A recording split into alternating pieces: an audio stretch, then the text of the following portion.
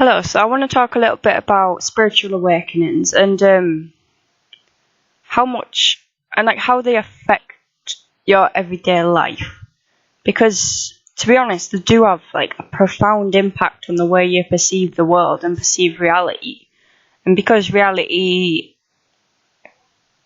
is subjective and reality is an illusion, and it sort of defines how you see the world based on your reality that you're living, then it's obviously going to have some sort of impact on your daily life, isn't it? So, firstly, awakening can be, I don't want to say a negative thing, because overall I think it's got more positive benefits than it does negative. But it can be, in the beginning stages, a very scary place to be, because the world that you're living in right now is just being teared to pieces, and you just you don't know what's real anymore. You don't know what's true. You don't know what you've been told. You don't know whether to believe what you've been told, because you're starting to question everything and think that and realize that everything is just an illusion. And it is scary. I'm not gonna lie, it's scary.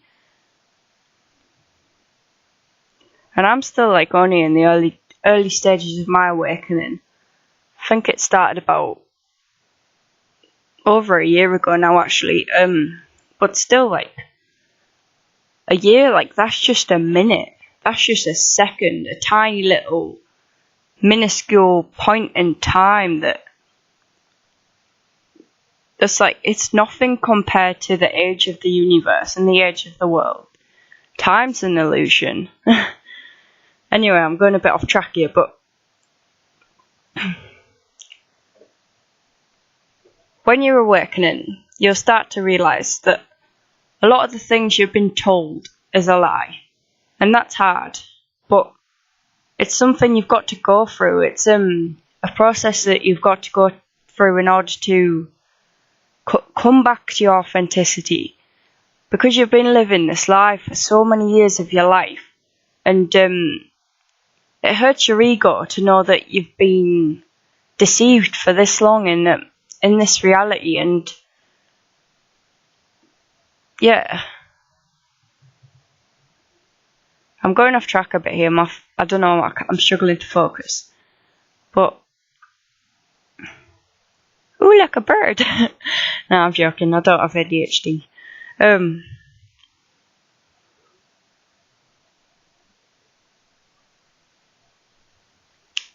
don't know.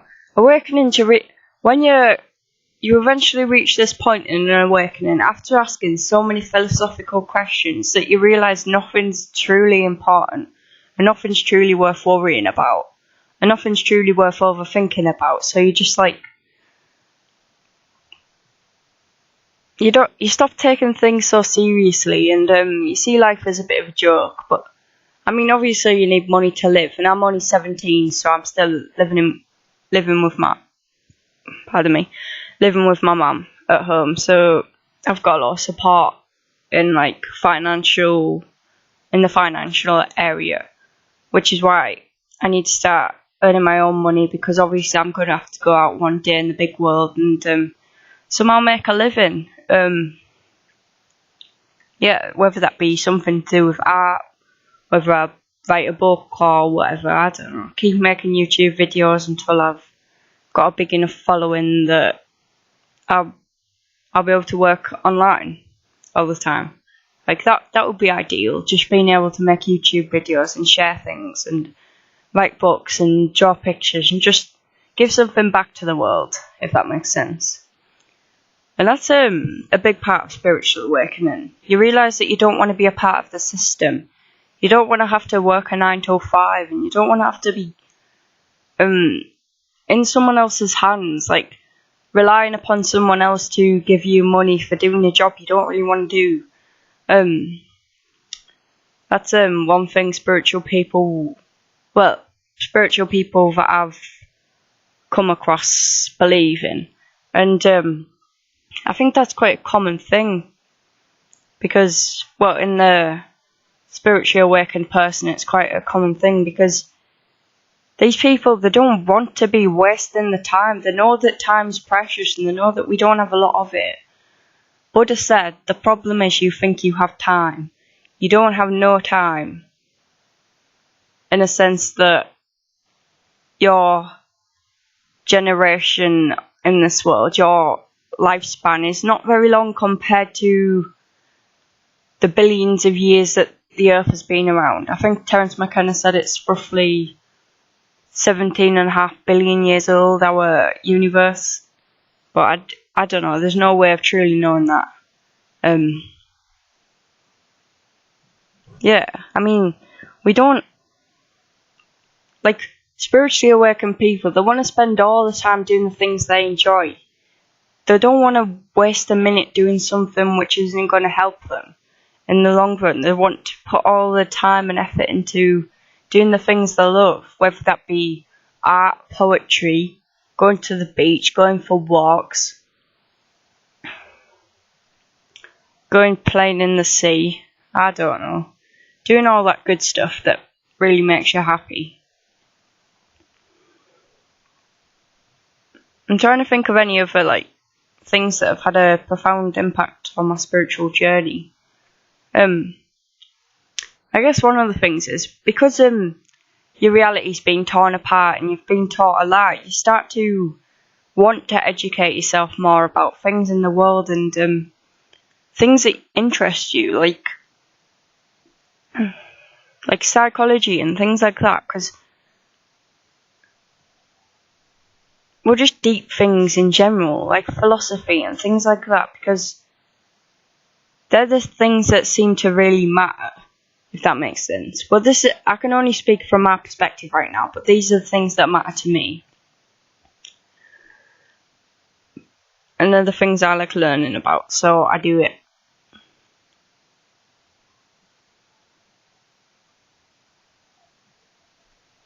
Also, along the spiritual journey, you realise the importance of nature.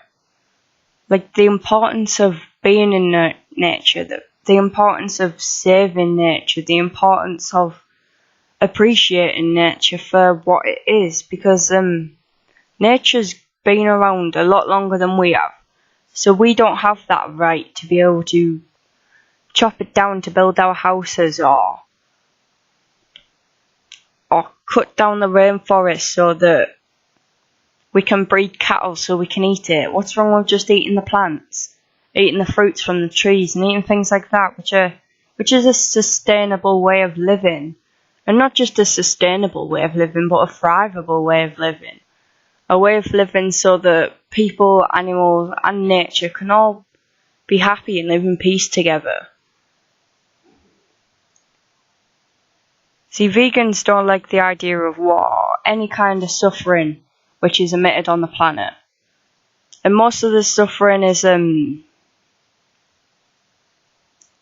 caused by humans. It's humans who are confused and they don't know how to deal with their own issues, so they feel they need to take it out on the world rather than looking inwardly and learning about themselves. They just have all this internal anger that they have to take it out on someone, so that chop down the rainforest or start up a big corporation just for the money and success. But who's the real winner in the end? When the last drop of water has been poisoned and the last tree has been chopped down, that's when we'll realise that we can't eat money. Yeah.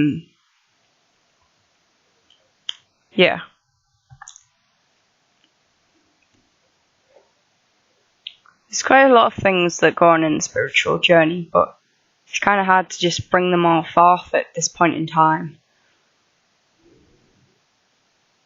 One thing I've noticed is my creativity has expanded a lot, and I don't know whether that's to do with just the psychedelic aspect of it all, or the actual spiritual awakening aspect, and realising that creating should be done for yourself and your own expression and not to please other people.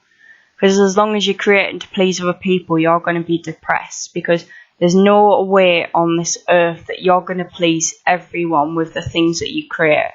whether that be art, music, poetry, anything like that. You're never going to please everyone, so just create to please yourself, and then at least you're being authentic and you're attracting people who are also into the same things as you, if that makes sense. So you're not creating something that just because someone else is going to like it. You're creating it because you're going to like it, and in turn you'll attract people who also like the same things, if that makes sense. So then you're going to grow your circle in a more authentic way. So that's always positive. I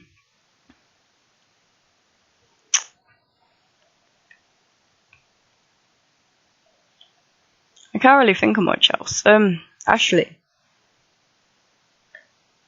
there's like, you start to notice your relationship with people will change, like the way you see people change. And like when someone is mean to you, you understand that they've got this underlying issue within themselves, so you don't get angry back at them. You just accept them for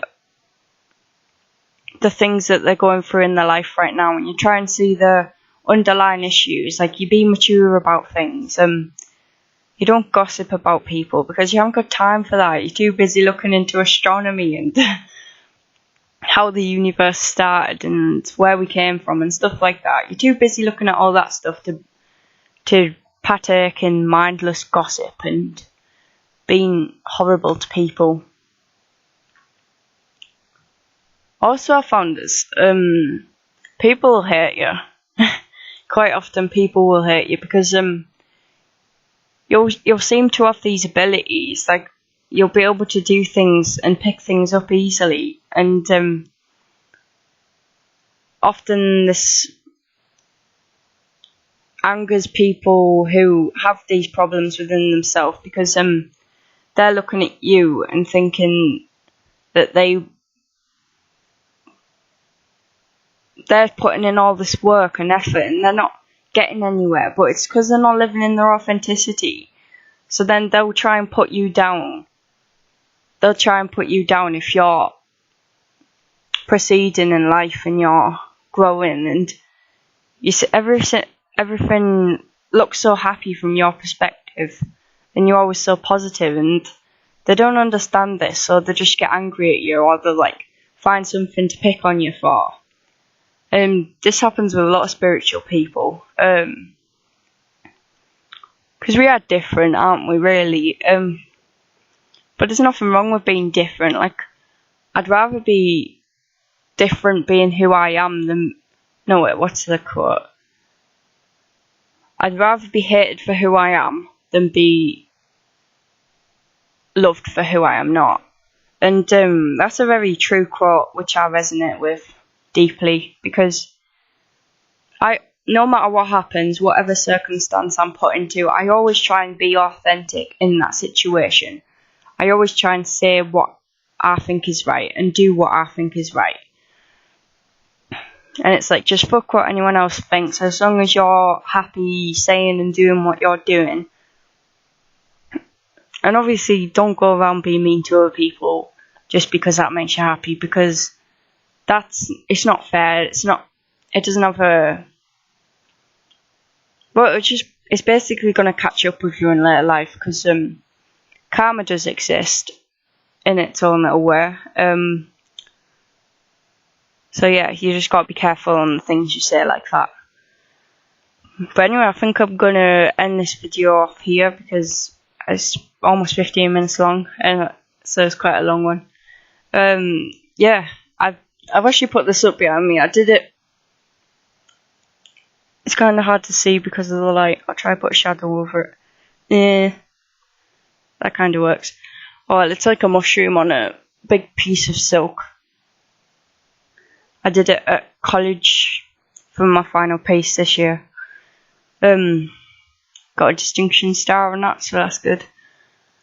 Anyway, I'm going to end this now because it's getting pretty long. Right, peace out, guys. Bye.